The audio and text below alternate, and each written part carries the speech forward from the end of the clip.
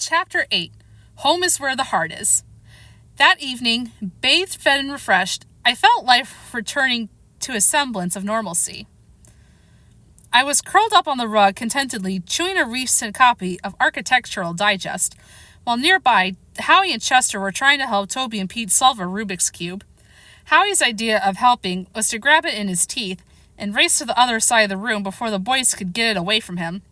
Time after time, they succeeded in retrieving it. However, until he finally tired of the game and began playing tug-of-war with Mr. Monroe's slipper.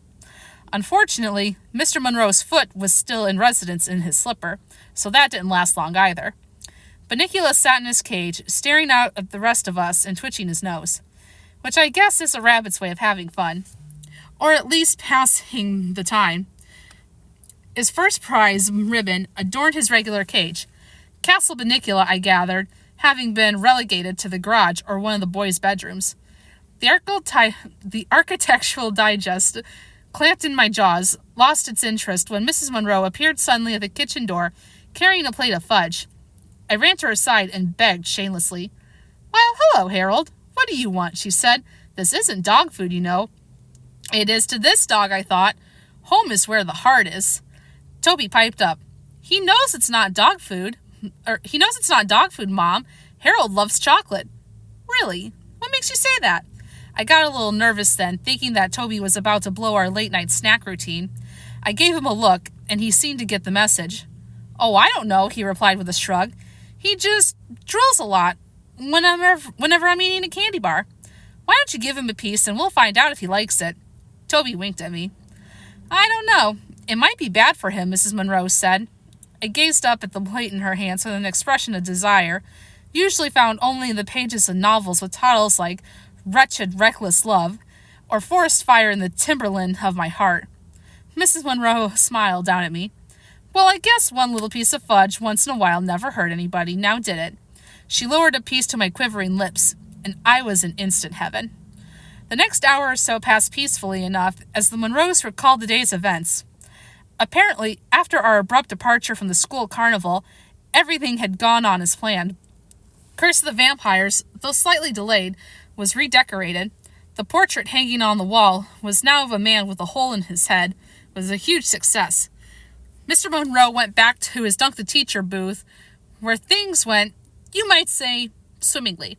And Mrs. Monroe's friend's carrot cake, the one Chester had demolished in his service to mankind, won first prize in the bake-off, the first time in culinary history a cake has won an award posthumously.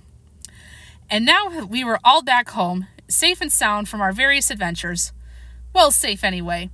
I'm not too sure how sound one could ever expect Chester to be. Later that night, after everyone had gone to bed, he confided in me that he was still convinced Bunnicula had gotten loose and gone on a rampage throughout the town. "Otherwise, how can you explain all those white vegetables? They had nothing to do with the school carnival," he said. "And where was Bunnicula anyway?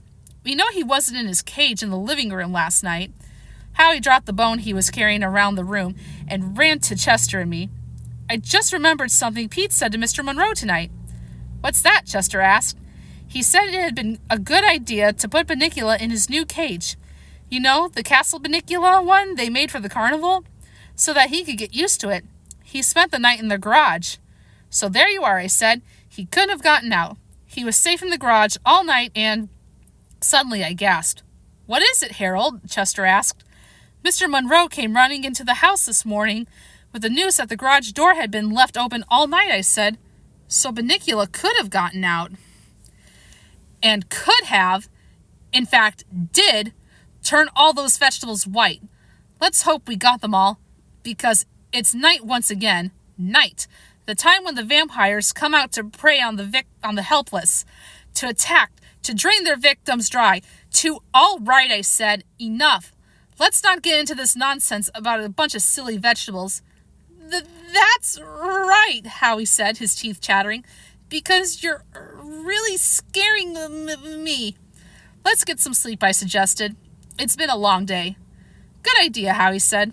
"Uncle Harold." "Yes, Howie?" May I curl up with you tonight? I'm a little nervous." "Why, certainly," I replied, "as long as you have your pop's permission." "Pop!" Chester glared at both of us. Spare me your feeble attempts at comedy, Harold. Good night.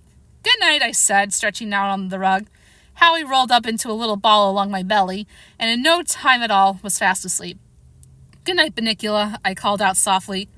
Bunnicula blinked at me, a look of peace and contentment upon his face. I was just about to drift off when I noticed Chester sit up suddenly in the armchair he'd chosen for his night's slumber. "What's that?" he cried in a whisper. "What's what?" I asked. "Coming from the floor. There, under the floorboards. I can hear it going thump, thump, thump. Tear up the planks." "Have you lost your mind?" I said. "It's coming from under the sofa." And Chester jumped off the chair and dashed to the sofa. With his paw, he pulled back the dust ruffle and batted a white object out from underneath. "Here, here," he said. "It is the beating of this hideous heart." "Well, how'd that artichoke heart get there?" I asked. Then, with a shrug, I turned to Chester and said, "Come on, Chester, let's get some sleep." "But Harold, it's almost midnight. Who knows what evil lurks?" "Cut it out, Chester. I want to sleep." And that's just what I set out to do when moments later I heard it.